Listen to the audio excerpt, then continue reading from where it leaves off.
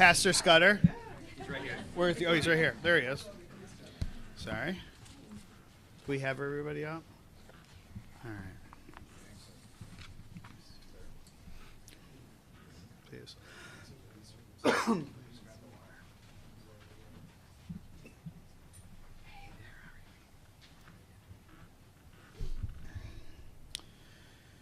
Good morning. Thank you for being here. My name is David Goldenberg, and I am the Midwest Regional Director of the Anti-Defamation League, the ADL. ADL was founded here in Chicago in 1913 with a mission to stop the defamation of the Jewish people and to secure justice and fair treatment to all. I'm incredibly grateful for my colleagues standing with me today, and even more for our friends and allies who continue to show up for the Jewish community at a time when we need them most. Our hearts are broken for the victims and the families of the Capitol Jewish Museum attack, and we are united in supporting the entire AJC and diplomatic families. Now let's be clear. No hedging, no buts, no caveats, no linguistic contortionism. There are no two sides to Wednesday's hate-fueled murders in Washington, D.C. The Capitol Jewish Museum attack was an act of pure, unadulterated anti-Semitism, full stop. The deadly shooting of Sarah and Yaron is the latest example of how anti-Semitic hate, fueled by extreme anti-Israel rhetoric and movements, is escalating in the real world and into real-world violence. This was not a spontaneous act. It was premeditated. It was ideologically motivated, and it was part of a disturbing trend of terrorism targeting Jewish institutions and individuals around this country. The victims were targeted for no other reason than they were attending a Jewish event at a Jewish museum in celebration of Jewish American History Month. Words have consequences. When anti-Semitic rhetoric is normalized, when it's tolerated, when it's amplified in our public discourse, it creates an environment where violence against Jews becomes more likely. When we allow lies about the Jewish state committing a genocide to run rampant, when we dismiss graffiti that says "glory to the martyrs" as youthful free speech, when we claim globalize the Intifada is a rally cry for Palestinian statehood, and when we somehow confuse being pro-Palestinian with being pro-Hamas, it has consequences. It's already led to Jewish students on campus being attacked in libraries and on the quad, as we saw at DePaul and at Northwestern, at UIC, and at the University of Chicago. It's already led to Jews walking to synagogue with their children being shot at, as we saw in West Rogers Park. and Jewish businesses, synagogues, and schools attacked and vandalized, as we saw happen just under 200 times here in Illinois in 2024 alone. Now, we have this tragic murder of two innocent young people in the prime of their lives. In fact, this was the 8th terrorist plot or attack targeting Jews, so-called Zionists, or Jewish institutions since July of 2024. Our community is sad and angry because in so many ways, this tragedy was inevitable. We cannot ignore that the threat landscape is changing. We are seeing lone actors radicalized online, often glorified by extremist groups, carry out targeted attacks against Jews and Jewish institutions. Just look at the online responses from extremist groups across the political spectrum who are celebrating the murder of Sarah and Yaron and even calling for more. Unity of Fields, formerly known as Palestine Action US, that had a strong presence here in Chicago. It's a far-left anti-Zionist, quote-unquote, direct action network that supports targeting of Zionist individuals and institutions. They commented on X, "We ain't condemning shit." The Bronx Anti-War Coalition, a radical New York-based anti-Israel group, wrote on X, "What Elias Rodriguez did is the highest expression of anti-Zionism." Remember that. When you hear the term in Chicago, anti-Zionist, I'm not anti-Semitic, I'm just anti-Zionist. This is what this group said. In a similar post on its Telegram channel, the group added, "We need more Elias Rodriguez in the world." So when those of you in the media report about that, understand in their echo chambers, this is what they're saying. And unsurprisingly, far-right extremist spaces have also responded to the shooting by celebrating the deaths of victims. Some cheered their perceived enemies fighting each other. As one white supremacist wrote, "Rejoice when your enemies kill each other." ADL and many of the groups represented here today are tracking this surge in hate and working every day to confront it head on through education, through advocacy, through partnerships with elected officials, and through agreements with law enforcement. But it's not enough, and we cannot do it on our own. First, violence targeting Jews should be condemned unequivocally and without a but, and then prosecuted to the fullest extent of the law. Second, leaders need to stop tolerating hate in the guise of activism. When anti-Semitism is normalized, tragedy follows. Now look, this is a major problem here in Chicago. And too many of our elected and civic leaders have not only been silent on the issue, but some continue to fan the flames of hate and anti-Semitism. ADL has tracked a more than 400% increase in harassment, vandalism, and violent incidents targeting Chicago's Jewish community just over the last 18 months. And it will require real leadership and accountability to douse that fire. And lastly, we need policymakers, tech platforms, and civic leaders to recognize and confront this growing domestic terror threat targeting Jewish communities. How many more times do we have to come together for a press conference to call attention to the rise in hatred towards Jews and the real-life implications of hate and intolerance? Now, in case you can't tell, I'm tired. And in case you can't tell, I'm pissed. But I'm also resolved. All of us are. We're resolved that we're going to do better because we have to do better. Because enough is enough. With that, I'd like to turn the podium over to Beth Ida Stern, the Interim Regional Director at AJC Chicago. And for those of you who know, AJC was hosting the event in Washington, D.C. Where are you, Beth? Thanks. Good morning. My name is Beth Ida Stern. I am the Interim Regional Director for the American Jewish Committee here in Chicago.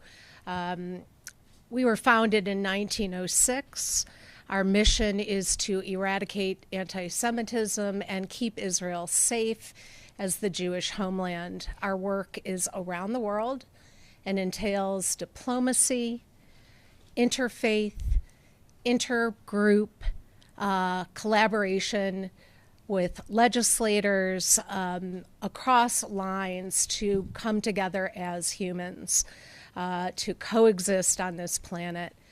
I want to thank everybody who's here this morning, especially this amazing group that's behind me, because this is the embodiment of the work of the American Jewish Committee.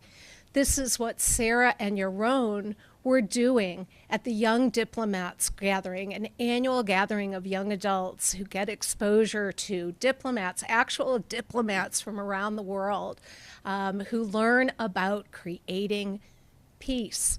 The irony that these young folks, 26 and 30 years old, about to get engaged on a trip to Israel, were gunned down as they exited this event after dedicating their lives towards the progress of peace, is the actual illustration of what is going on our planet right now with anti-Semitism.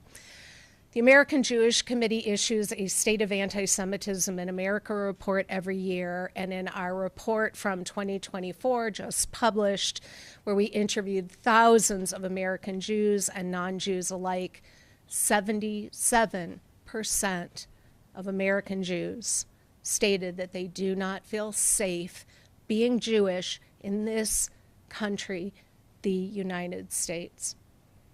The only solution is for us to coalesce, for us to build understanding, overcome our differences, and realize that our similarities are what tie us together as human beings. So before I say goodbye to you all, again, I want to thank all of these amazing people. This is what it looks like to break down those barriers. We just need to scale it up. Thank you. Now I'd like to call on Alderwoman Deborah Silverstein.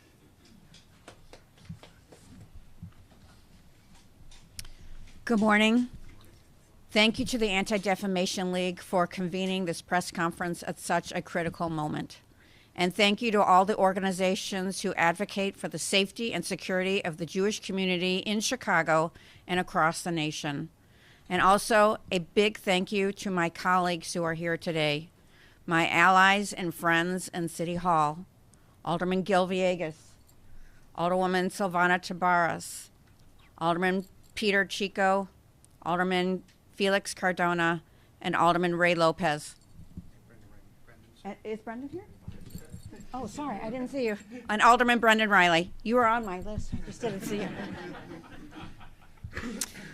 This week, our country witnessed a vile act of anti-Semitic terror outside the Capitol Jewish Museum in Washington, D.C. It was an attack targeting Jews simply because they're Jewish. My heart goes out to the victims, their families, and to the entire Jewish and Israeli communities who once again must confront the pain of hate-fueled violence. But this horror hits even closer to home. We have learned that the attacker lives in Chicago and was likely radicalized right here in our city. This is not just a national tragedy, it is a local wake-up call. I've spoken with Superintendent Larry Snelling and our police commanders, and while there is no threat to the local Jewish community, we are not taking any chances. The 24th District Police have immediately started increasing patrols and maintaining heightened vigilance around Jewish institutions. Our community's safety is the top priority. But safety is not just a matter of police patrols.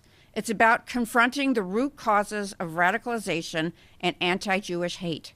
What we are seeing today on our streets, on our college campuses, and in our public schools is a growing movement of unchecked anti-Semitism masquerading as political activism. The unpermitted protests that have overtaken our streets, the unsanctioned encampments on college campuses, the orchestrated walkouts in CPS schools, these are not expressions of free speech. These are breeding grounds for dangerous ideologies. They desensitize young people to hatred against Jews and in some cases directly incite violence.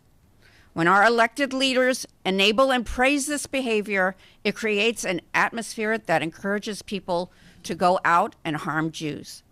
I call on every elected official in Chicago to take a real action to protect our Jewish residents. We need our leaders to work to lower the temperature and defuse these extremist organizations that are spreading anti-Semitism and hate, when it comes from within our own parties and from our own political base. Statements condemning anti-Semitism are not enough. Thoughts and prayers are not enough. We need action, and we demand it now. Thank you. Thank you so much, Deb. Now, Nancy Andrade, the Chair and Commissioner of the Chicago Commission on Human Relations. Hello, good morning. Nancy Andrade, Chair Commissioner for the Chicago Commission on Human Relations. The Chicago Commission on Human Relations, also known as the CCHR, we are the city's only agency designated by ordinance to work closely with the Chicago Police Department on the civilian side to assist victims of hate crimes, and also to work together with all of my colleagues here behind me from the Jewish community. We have always worked closely with the Jewish community. I have spent most of yesterday morning speaking with most of my colleagues here on the phone, offering our condolences and asking what else is it that we can do together. To reiterate Alderman Silverstein's words, we are ramping up our efforts. We are ramping up our efforts at the CCHR to work together with our Jewish leaders and to really address anti-Semitism, the root of anti-Semitism, and to really combat hate. Thank you. Thank you so much, Commissioner. Now, Dan Goldwyn, the Chief Public Affairs Officer from the Jewish United Fund, the Jewish Federation of Chicago. You're next. Chris. Yeah, my name is Dan Goldwyn. I am the Chief Public Affairs Officer for the Jewish United Fund, Jewish Federation of Chicago, and a proud member of the Chicago Commission on Human Relations. And I want to thank all of my Jewish colleagues, and especially our non-Jewish friends and allies who are here with us today. Metropolitan Chicago is home to approximately 325,000 Jews. As Alderwoman Silverstein noted in her Jewish American Heritage Month remarks at City Hall just this past Wednesday, the first permanent Jewish settlers arrived in Chicago in 1841, growing today to become the third largest Jewish community in the United States. Jewish Chicagoans, like our Latino, Black, Middle Eastern, Asian, and other neighbors, want nothing more than a safe place to raise our families, grow our professions, and contribute to making our broader community welcoming for all. However, with anti-Semitism surging here in Chicago and around the nation, there are too many people trying to stop us from doing just those things. 2 nights ago, Yaron Lashinsky and Sarah Milgram were murdered in an act of anti-Semitic rage outside the Capitol Jewish Museum. Upon his arrest, the suspect shouted, "Free, free Palestine," a chant that is all too familiar from the streets of Chicago, usually accompanied by the call for to quote, globalize the Intifada. For those who don't know, the Intifada means uprising in Arabic. From 2000 to 2005, the last time there was an Intifada, over 1,000 Israelis and others were murdered by Palestinian terrorists. The call to direct that kind of terror against Jews living here in Chicago is not symbolic, it is not a metaphor. And as Wednesday night's shooting shows us, it is all too real. This horrific act is a stark, painful reminder of the consequence of unchecked anti-Semitism and the growing normalization of hatred directed at Jews. This cold-blooded murder is the result of unchecked calls to globalize the Intifada. Accepting the rhetoric of violence has not only been tolerated, but often condoned by some in our public spaces. We call on leadership from government, academia, and civic spaces to clearly and consistently condemn anti-Semitism, no matter where it comes from or who it targets. The urgent need for moral clarity in the face of hate is abundantly clear. I want to conclude by thanking the Chicago Police Department, who proactively reached out to the Jewish community to see how or if they can make us feel and actually be more secure. I also want to thank those elected officials and interfaith partners and civic leaders who've supported the Jewish community during this moment of pain and fear. The Jewish community is strong, and it is resilient. Those who seek to sow hate and division by threatening Jews in Chicago, Washington, D.C., and beyond, they may be loud, some may be violent, but they will not be successful. Thank you. Thanks, Dan. Now, Pastor Chris Harris from Bright Star Church and St. St. James Church. I'm sorry. I want to make sure. I want to make sure I got the second church right. You got it right. So let me say good morning to all of you all. Pastor Chris Harris of Bright Star and St. James Church on the south side of Chicago. Almost 5 years ago, many of my Jewish colleagues stood with me as I led more than 16,000 Chicagoans marching as a result of the racism that led to the vicious murder of George Floyd. It is sad that today I have to reciprocate standing with you due to the anti-Semitism that caused the heinous and senseless murders of Sarah and Yaron. We are seeing Jewish communities across America and around the world face escalating threats, harassment, and violence. This is not only unacceptable, it is a moral and spiritual emergency. I have lifted up my voice to cry out, release the hostages. I have also unapologetically spoken out against the horror of innocent children and civilians dying in Gaza.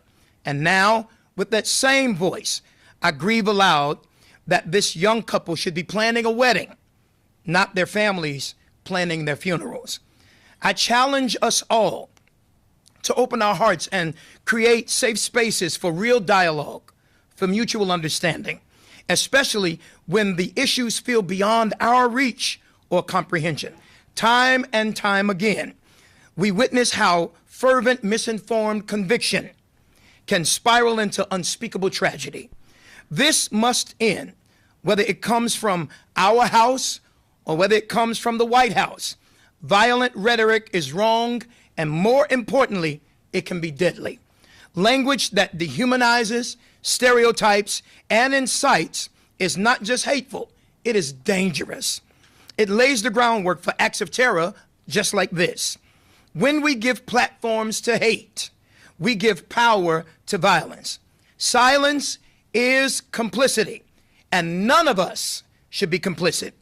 I reflect on the legacy that binds the African American and Jewish communities, from the civil rights movement to struggles for justice in every generation. Our peoples have stood arm in arm, marching together, fighting together, believing together in a better and more just world. That partnership must not only be remembered, it must be reignited.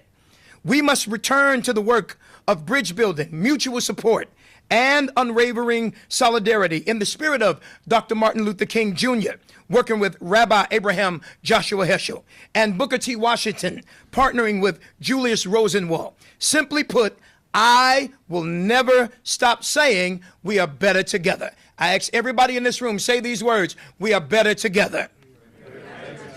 We must all stand together against violence, anti-Semitism, and racism in all forms. To the Jewish community, you are not alone, not in your sorrow and not in your struggle.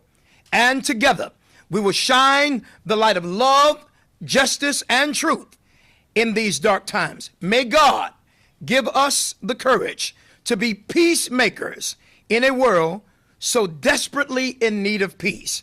I share this with a broken heart, but also with an unbroken faith. Thank you.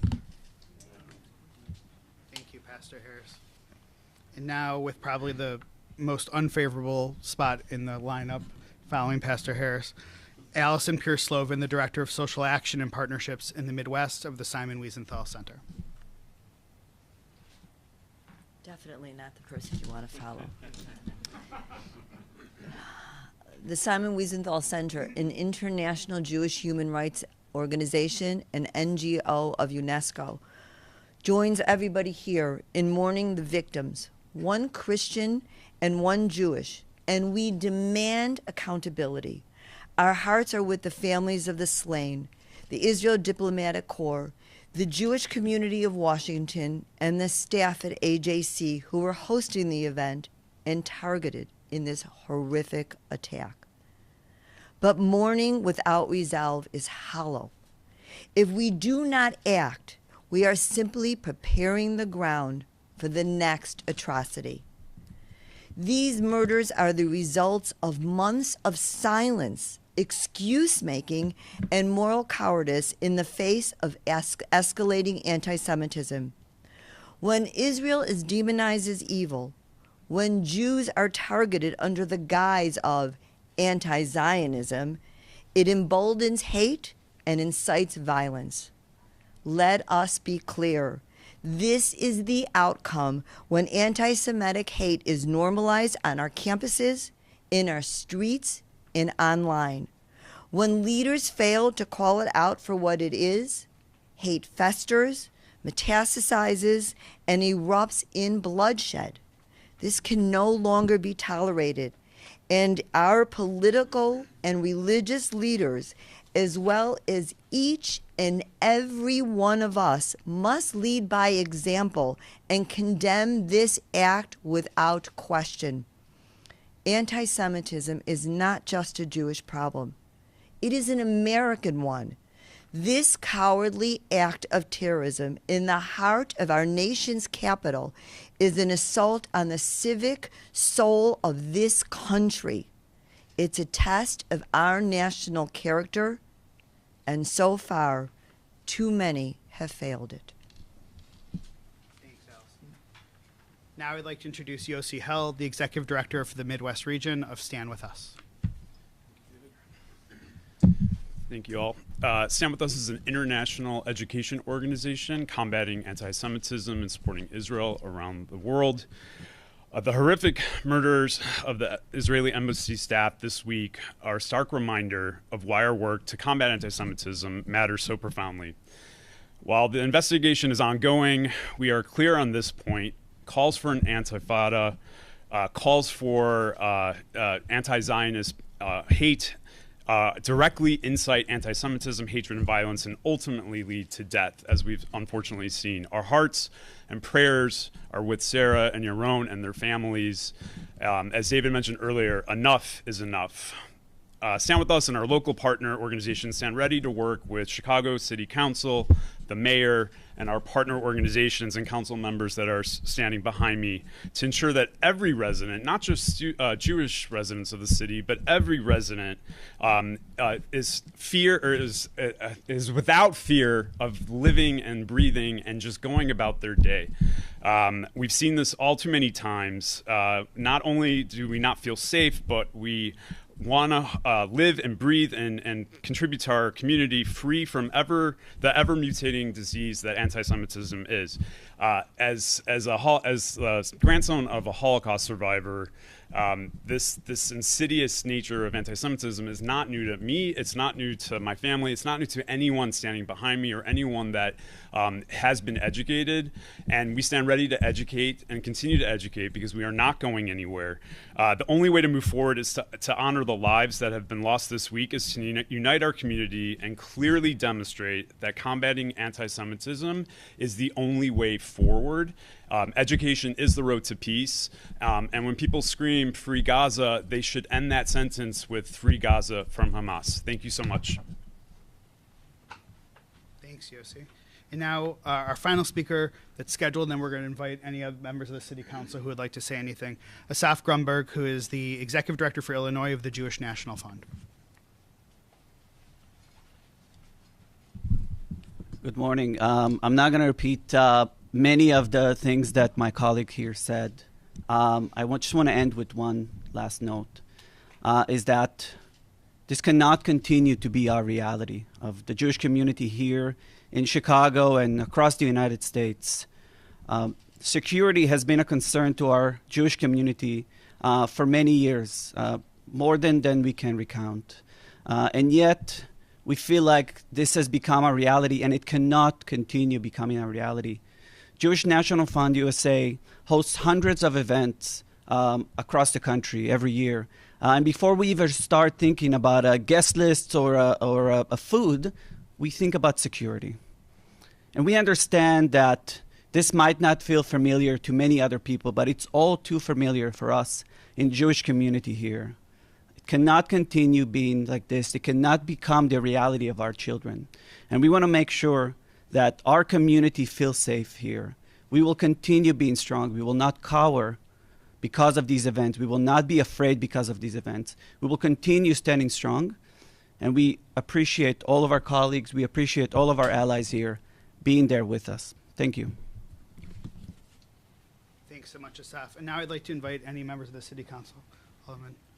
I just want to be brief. I'm Alderman Tabarez, 23rd Ward. I'm going to be very brief. This isn't about politics anymore. This is about good versus evil. And we all are in a position to do something about it. It's our moral obligation to do something. And it's up to us now. And we need to work like our lives depend on it. What happened that other night that took the lives of 2 innocent people in Washington, D.C. is telling us that we need to do something here in Chicago regarding these hate groups. And as this investigation continues, it's my hope that they dive into these hate groups that are extreme, that are radical hate groups that are bringing so much hate in our city. They have found home in this city, and we need to remove them from giving that power to them. These organizations need to be removed from their power. I just want to add that the fact that Israel has to argue to defend itself is scary. It's really scary because the propaganda and the anti-Jewish rhetoric has been festering for years in this city. The first anti-Israel march that happened after October 7th was barely 24 hours after the attacks occurred, and that continued almost weekly. And not only have we seen attacks on our Jewish community, we have also seen anti-Jewish rhetoric and chants from members, from aldermen of the city council, and from bureaucrats that are being elevated by the mayor of the city of Chicago. And those that attack our Jewish neighbors are the same people that attack our law enforcement, are the same people that want to dismantle capitalism, are the same people that undermine the pillars of society that have given so much, that have made the U.S. and Israel 2 of the most successful nations in the world. So we're going to fight against anti-Semitism not being normalized in Chicago. Thank you. Thank you so much. I feel bad for whoever has to follow all the remarks. That's all you got. Yeah, thank you. Alderman Gilbert Villegas, U.S. Marine Corps veteran and staunch supporter of our allies. Listen, 2 weeks ago, I happened to be in Israel. And we were very excited because that was the day we happened to be in Israel during the time when the Pope was being announced. And it just so happened that he was from the Chicagoland area. And so I had a bunch of colleagues from Texas, California, New York, Washington, D.C. We were very excited. Just yesterday, I received tons of messages from those same folks that we went to Israel with saying, what's going on in Chicago? Why is there so much hate? Listen, this has been going on for some time now. We see organizations disguised. We see political organizations, specifically in the Democratic Socialists of America, that have found a home for these homegrown terrorists. Now they want to distance themselves from this and say that we don't condone killing, but when you put a gas of gasoline and a book of matches right next to it, someone, and then you say, I'm not going to tell you to go ahead and light it on fire, because that would be bad, but you go ahead and put forward that rhetoric that says that we need to burn this system down in order to create change. That's the type of rhetoric, the type of extremism that's going on in this city. When you pass a resolution in the city of Chicago, one-sided, and not taking into account the challenges and the nuances that are going on in the region, because you want to satisfy elected officials that have an ideology that Israel should not exist, and then now want to say, I'm sorry, we support the Jewish community. No, these are the seeds that you're planting. As a Marine Corps veteran, I took an oath to defend this country against all enemies, foreign and domestic. That oath doesn't have an expiration date. Now, I may not carry my weapon. I have the pen as a legislator. I'm going to work closely with my colleagues in the City Council to put forward legislation and policies that protect the Jewish community and all Chicagoans from the extremism that has taken hold of the city of Chicago. So I stand here today with my colleagues and these organizations here to say that I support Israel. I support the right for Israel to exist. And as an ally, we're going to continue to support our allies. Thank you. Thanks so much. Anybody else? Oh, Pastor, please. Make sure to introduce yourself. Yep. Pastor Jim Scudder, Quinton Road Baptist Church in Lake Zurich. I was, a couple weeks ago, walking into the embassy in Israel. After security, I was greeted by a wonderful young lady. Her name was Sarah Milgram. And all too soon, with such promise and hope for her future, she is not with us anymore. And it brings it home to me, especially being a pastor that's grown up in the Chicago area, that the perpetrator of this terrorism, this wicked act, was from Chicago. And we marched with our Jewish friends, counter protesting at the DNC. We felt danger on all sides. We are appreciative of the Chicago Police Department who came alongside of us and protected us. But I believe it's that rhetoric and that speech that has been allowed in the city that has led to such a tragedy. We, as evangelical Christians, and I represent millions of Christians around the country and around the world, love and support Israel and the Jewish people. The one that I put my faith in as a Christian is a Jew, Jesus. And so for that fact alone, I love and support the Jewish people, and I believe, and we all believe, Israel has a right to exist. Thank you. Anyone else? All right, well, I'm going to end with this, and then we'll open it up for questions. I want you to take a moment and think about what it took for all of you in the media to get here. We just told you it was going to be in the loop. We made you RSVP. And even then, we waited to give you the address as to where we were going to be. You came into a building that you had to have your name, you had to go through security, and then you had to still get upstairs and you had to get through multiple members of our staff. That's not just because of what happened on Wednesday. That is what we do as a Jewish community. My 3 young children will never walk into a synagogue where the door is not opened by an armed guard. And for those of us who are Jewish, we know that. We aren't the only religion. We aren't the only people. But that is an experience that my children will never have of walking into their own synagogue without someone standing there with a gun to protect them. We spend millions of dollars. I've heard Dan talk about this a lot. The tens of millions of dollars that we spend as a community to fortify Jewish institutions rather than feeding people or putting roofs over their heads or educating them. Think about the money that we are wasting on security. We aren't wasting it, but that we're spending on security, not for social services and helping people. We're just trying to keep them alive and safe. So there's a couple things that we can do immediately, and then we're going to wrap up. First, we would love to see the state of Illinois develop a statewide plan to combat anti-Semitism. We've had these conversations with the state, and we believe that now is the time. Second, the General Assembly needs to make sure before they recess that they pass a bill that mandates hate crimes training for law enforcement.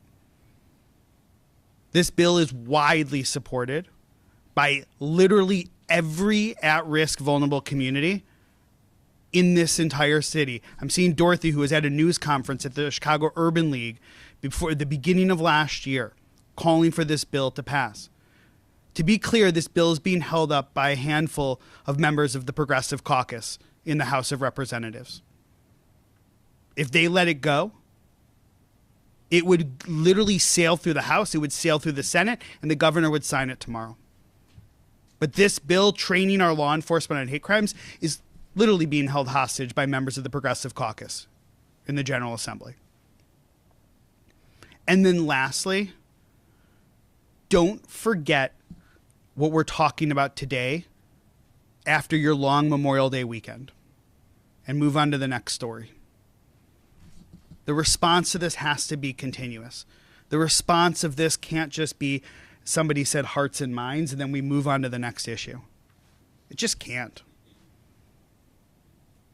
And so with that, we'll stop and take any questions that you may have, and I will invite anybody to come add anything to questions as appropriate. Things you mentioned earlier was a responsibility of tech platform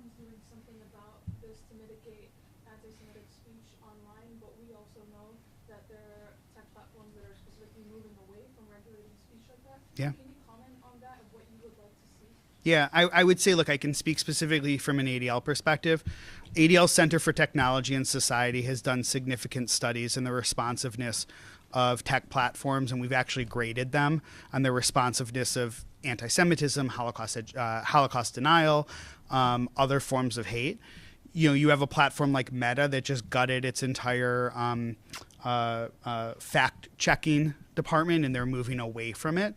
And so what we need to do is we need to apply pressure in a real significant way on tech platforms that they have a responsibility, that they have a absolute responsibility to check and remove hateful speech that is insightful, not insightful with an S, but insightful with a C. Right? And so we need to do that.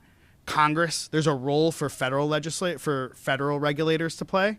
And there's also a role that states can even play too. And we've seen that in places like California and others.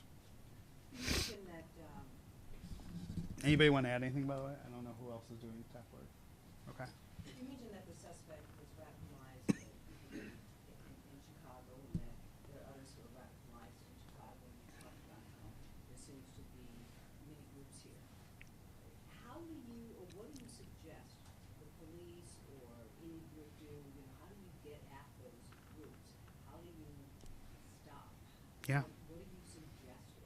Look, so there's a couple things, and then I invite anybody to add anything. Look, the lone wolf is the biggest threat and the biggest concern of law enforcement. We don't have law enforcement in the room right now, but it's their biggest concern. If you ask the FBI, if you ask the Department of Homeland Security, why? Because you're essentially trying to find a needle in the very large haystack. But what the issue of that lone wolf piece, though, I think speaks to the larger piece. Number one, of being indoctrinated with this type of hate and misinformation, right? So folks talked about the chants that you hear in the streets, the sort of excuses under the guise of social and political activism, of really what it's doing. I think Alderman Vega said, you know, you leaving a can of gasoline and handing them the matches, because that's what you're seeing on social media. And the hardest part is, right, you don't have to find a room in the middle of the night, right, to be exposed to extreme views. You just pick this thing up. And it used to be you had to go into the deep dark web. You had to get some password protected chat to be exposed to extremists. Now, as we just heard with tech platforms, it's easier and easier to be exposed in the mainstream, right? So there's a couple things that need to be done. Number one, there's the regulation of these tech platforms. Number two, we have to think about the discourse that we have in society and what role elected officials and civic and business leaders play in modeling what is acceptable behavior and, frankly, isolating those who have extreme views and not empowering them. Like, that's absolutely critical. And also, there have to be mechanisms through which law enforcement can be notified if there are concerns about individuals who potentially could be threatening. And look, there's a lot more to learn about this particular individual and what was fueling him. But what we've learned so far is that he was radicalized through a network here in Chicago, and likewise nationally as well, exposed to certain ideologies. And then he believed that that marching was not enough based on what we've read in the newspapers. You hold them accountable. Like right now, tech platforms are not accountable for having misinformation. Was it Section 230 of the National Communications Act, or federal? The Federal Communications Act. Congress needs to amend Section 230, which provides immunity to tech platforms right now for what happens. Right? If you listen to what Mark Zuckerberg said, for example, when he testified before Congress, he was like, listen, if you called 20 years ago or 30 years ago, if you called somebody to to issue a bomb threat, you didn't sue the bells. They were just the platform through which, the conduit through which, or the platform through which, you know, the person made the threat. I'm not responsible for the threat. Right? These tech platforms are not guaranteed under the Constitution. They're just not. They're private companies. They can use their user agreements to kick people off, to deplatform. They did. And then we've seen in the last few years when Elon Musk bought X, right, the deplatforming of people. You saw Facebook and Meta that changed their policies, right? The deplatforming of the replatforming, of people. Right? So Congress could amend that act and actually hold tech platforms accountable. And I guarantee you, look what's happening right now on college campuses. Universities are being held accountable for the anti-Semitism on campus. And what are they doing? They're changing. Accountability is a tool that can be incredibly effective in changing behavior. But right now, they're not accountable. Anybody else? I think the other piece of that puzzle is leadership leads. To echo what Alderman Vegas, Alderwoman Tabarez said, is that we have to create an environment where those extremists don't feel welcome anymore. If leadership leads, they need to fill the void. I'll give you an example of the kind of impact this can have. Not long after October 7th, I usually take the Brown line downtown to work, I attached a patch to my backpack. because I wanted anybody I was walking with to know that I was a supporter of the United States and I was a supporter of Israel. I got on the Brown line this morning to come down here, and for the first time I wondered, should I pull this off? Because two people who were at a highly secure Jewish event in Washington, D.C. were murdered. I'm walking to a train. David mentioned the lone wolf. That's what scares us. But we can begin to push those ideologies aside if leadership leads. We have examples of leadership here. We need more leadership. Hi. Simon Wiesenthal Center, and like the ADL, we have a research department that does a lot of work with the platforms as you were discussing. But I also want to say that we have to empower our students. So Illinois has a unfunded mandate. It's called Digital Media Literacy, and we did get a grant from the state of Illinois. So we are working with Illinois State Board of Education, and we have a curriculum called Combat Hate, which is we're in the schools for free to any school who requires it, to teach students how to look at their platforms, what their social media looks like. But also we have to educate the teachers, and we have to educate the parents, because as my colleagues know, games such as Roblox, anybody here know what Roblox is? My grandchildren play it. It is a way of recruitment for white supremacist groups. And until we all know as adults in the room what's going on and educate our parents so that they can monitor their students or their children, this is going to continue. So all of us with our colleagues work together. We're all trying to tackle the same cancer at the same time, but education still is the key to all of this. Thank you. David, question for you. How do you bridge the gap locally between non-radical organizations? Because we've seen these anti-Semitic attacks at West Rogers Park on campuses here in D.C. We also saw the Palestinian boy stabbed to death in Plainfield in 2023. So how do you kind of bridge it together between the organizations who want to protest for peace in a non-radical way? Then they should protest in a non-radical way.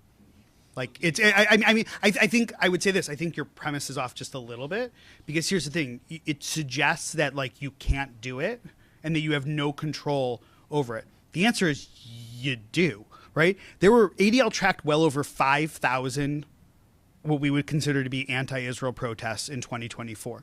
When you look at our annual audit of anti-Semitic incidents, only 2,500 or so of them were included in the audit, which means half of them we didn't deem to be anti-Semitic in nature at all. Saying free Palestine in and of itself is not anti-Semitic. I said it in my remarks, right? Like, just because you're pro-Palestinian doesn't make you pro-Hamas.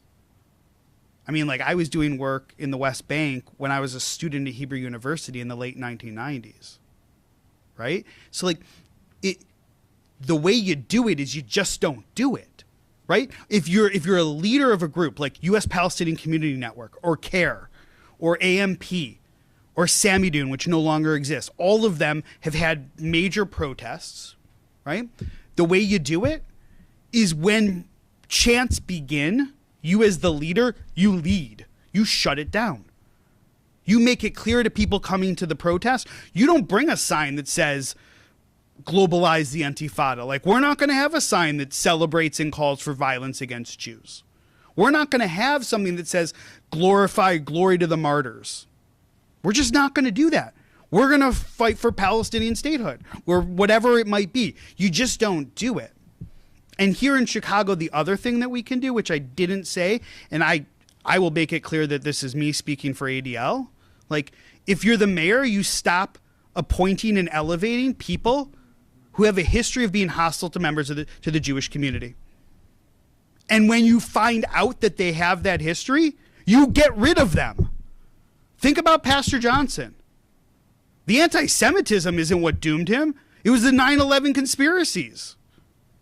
The anti-Semitism was known for multiple days, and the mayor continued to allow him to have the job of being the head of the CPS board. It wasn't until it came out that he was a 9/11 conspiracy theorist and said it was a, quote, inside job, that he lost his gig and was forced to step down. He's tried to elevate, right? He took one of the most active aldermen who's out there at rallies with burning American flags, with calling for, chanting, leading the chants, right? And who was part of a training program at a union where Death to America was taught to participants in Farsi, and he was one of the guest speakers. I'm talking about Alderman Cicho Lopez. And what happened? We tried to elevate him to what? The zoning committee, I think, right? Arguably one of the most powerful positions in the city of Chicago. Just don't do that. That's how you say, if you hold those views, you don't have a seat at the table. But as long as he and others continue to do that, as long as he and others say it's okay, and I'm going to permit and I'm going to allow protests to occur, even though we know it's breaking the law because you're supposed to have a permit, or we know that Jewish students on college campuses are being harassed in these encampments, and I'm not going to authorize CPD. And in fact, I'm going to prohibit CPD from going in there to remove the encampments to support the universities. Like, that's how you tolerate it. Has there been ever a thought to meet with those organizations hosting these massive protests for Palestine here to express those concerns? Obviously, you guys have spoken out a lot about it. I'm just wondering how you can kind of take this moment and lower the dialogue locally when naturally this stuff divides us. I have a hard time talking to people who think I shouldn't exist. Not because of Israel, but because I shouldn't exist as, I shouldn't. They are fueling the flames of anti-Semitism, right? USPCN on October 8th or 9th, they put out something that said Zionists should not be allowed to come together, and I'm paraphrasing it, it's on their Instagram page, without being, Dan, what was it, approached or something? Or something like that, right? And I may be going off, maybe some of my colleagues don't agree with everything I'm saying. I invite them to offer. Look, we would love to have dialogue, right? But when there's just constant lies that are being made, and it's part of a campaign, like an organized, well-funded campaign, it's hard. It's talk about security. Yeah. You mentioned that there's been a lot of money in security. What more will you now do in light of this at future events? What more in terms of security will you have to do to increase security? I'll let the security guy talk about it. Well, we're not going to tell the specifics, but I'll just give an example. So 2 weeks ago, we did an Israeli flag raising in Daley Plaza. It cost us $15,000 to raise the flag because we had to bring in security barriers, extra security, and then layer on top of that, the taxpayer expense have CPD there to make sure we were secure. So right now, we're in the process. We've notified, JUF did, all of the synagogues in Chicago, all of our partner agencies and organizations, that now's the time for extra vigilance. There are no known credible threats in the city of Chicago, but now's the time for extra vigilance to make sure you review your security protocols. Our security team does regular security audits. We partner with CPD, with Secure Community Network, a national Jewish security organization based in Chicago, to make sure every synagogue, every Jewish organization, every Jewish institution has the ability to review its security measures. And then we have a nonprofit security grant. So right now in the state of Illinois, there's actually an open funding mechanism for $20 million for this fiscal year to get a nonprofit security grant. There's a federal program which was locked up and has now been reopened. And right now we're waiting for the state legislature to reauthorize hopefully another $20 million for next fiscal year. But it goes back to David's point, somewhere between $5 to $10 million every year just in Chicago or metropolitan Chicago is spent on security. That's $5 to $10 million, not feeding, clothing, housing, educating, or caring for people. It is going just to security. And right now, because of what happened in Washington, D.C., every Jewish organization, every Jewish institution is revisiting their security plans, is reviewing their protocols, what training do they need to bring in, how do they harden the facilities, and so forth. And it is a real shame, like David said, that none of us will go to a wedding, a funeral, a bar mitzvah, or a regular day school program without seeing some form of security meet us at the gate.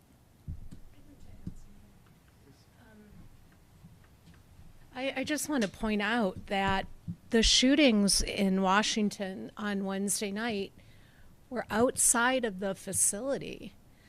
Like all Jewish organizations, we had security on site. This happened in the street. What kind of security are we expected to hire? I know the first time that I ever visited Israel decades ago, I was so struck by the number of IDF soldiers that were accompanying groups of kids with weapons on their backs. What kind of society is that where you have to protect kids with guns because they're going on a field trip?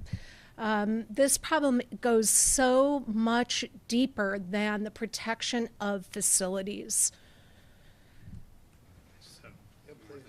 And then we're going to wrap. Okay. And it shouldn't be lost on anyone here that the Jewish community here in the States represents not even 2% of the U.S. population, but is subject to nearly 70% of religiously motivated hate crimes. And unfortunately, we're living and breathing that again this week.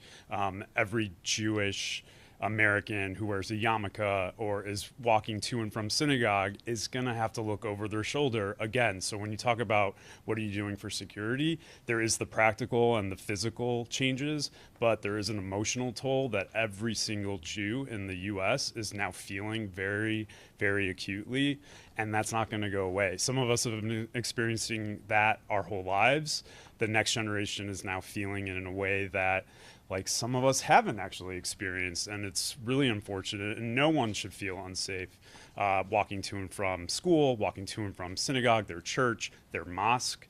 This is a problem that needs to be addressed, and like it's been said over and over again, we call on our elected officials to do more. Now is the time.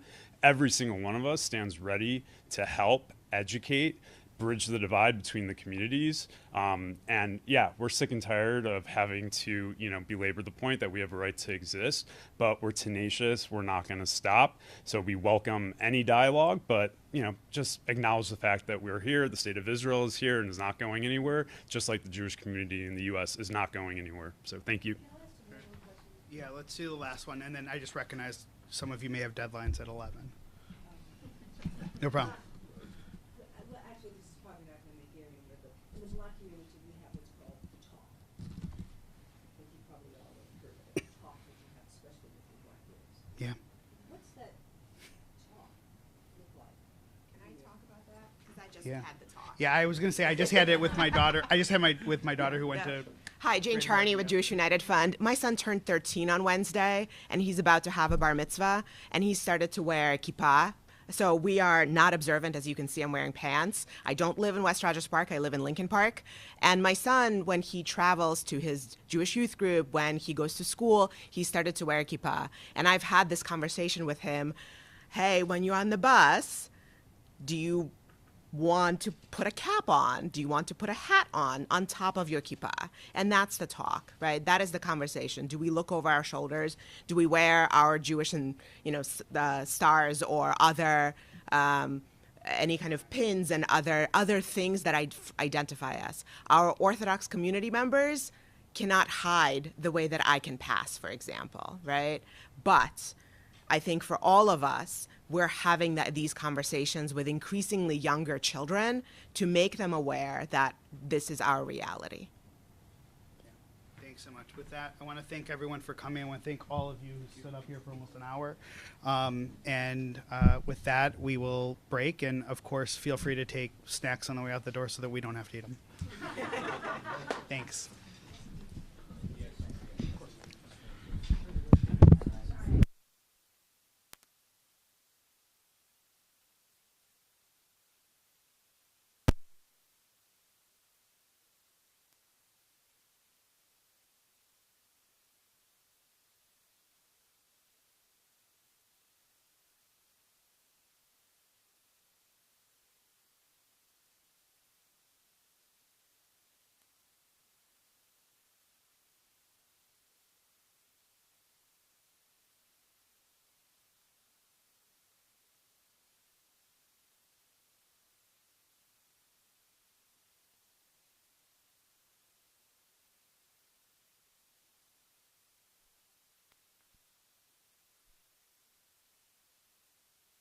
Never know when one might